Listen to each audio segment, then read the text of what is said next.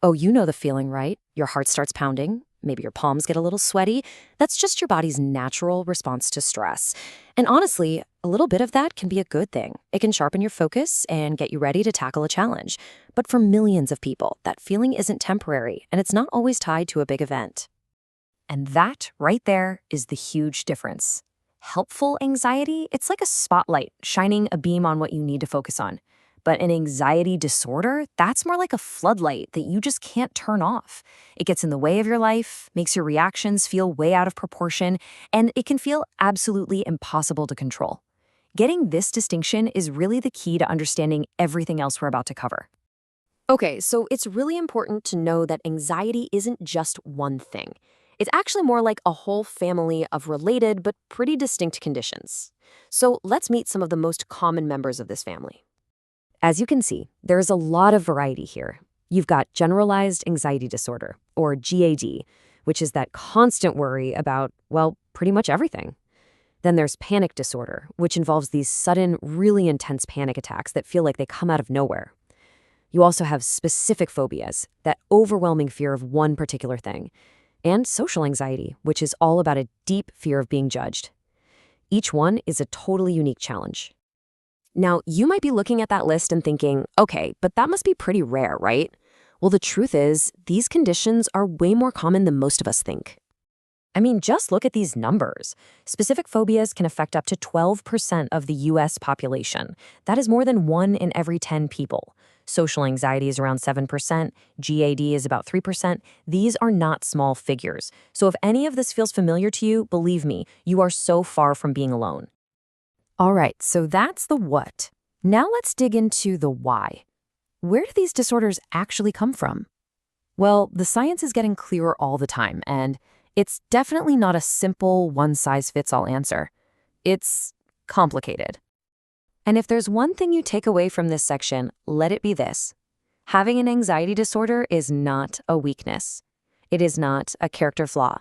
It is a real health condition, just like asthma or diabetes. And it comes from a complex mix of biology and life experience. So let's break down the main players here. First up, you've got brain chemistry, imbalances in chemicals like serotonin and dopamine that help regulate our mood. Then there are actual physical changes in the brain. For instance, the amygdala, the brain's fear center, can become overactive. It's like a smoke alarm that's way too sensitive. Genetics can also play a part. These things can run in families. And of course, environmental factors, like severe stress or trauma, can absolutely trigger or worsen an anxiety disorder. So, with all those complex causes, how in the world do you move forward? Well, here's the great news. Anxiety disorders are very, very treatable. And the whole journey starts with just getting a clear picture of what's really going on. You know, the word diagnosis can sound a little intimidating, but it's not just about getting a label. It's a really careful process. It always starts with making sure something physical, like a thyroid problem, isn't causing the symptoms. After that, a mental health professional can really dive in to understand your specific symptoms and how they're affecting your life. And when you break it down like this, it feels so much less overwhelming, right? Step 1, just talk to a doctor. Step 2, rule out any other medical stuff. And step 3, get that specialized assessment from someone who really gets it, like a psychologist. It's a clear, logical path. And this is the part I really want you to hear.